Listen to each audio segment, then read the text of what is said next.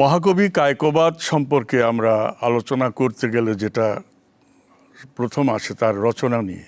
প্রথম দিকে যে রচনাগুলো তিনি রচনা করেছেন, যে কাব্যগুলো, সেগুলো সবই গীতি কবিতা। যেমন আপনার বিরহ বিলাপ, কুসুম কানন, অশ্রুমালা। এরপর এই ধাপে ধাপে এগোতে এগোতে তিনি একটি যুদ্ধ বিগ্রহ নিয়ে একটি কাব্য রচনা করার কথা ভাবলেন।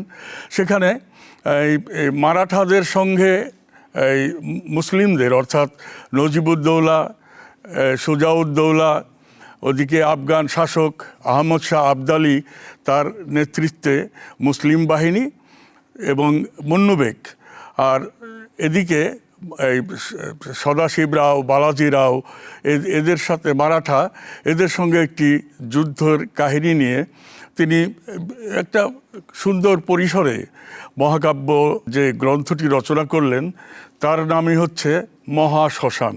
এবং এই মহাশ্মশানকে আমরা মহাকাব্য হিসেবেই দেখতে চাই এবং দেখেও আসছি। তবে কোনো কোনো ক্ষেত্রে এটাকে কেউ কেউ খুবই উন্নত মানের গীতি কবিতা বলেছেন।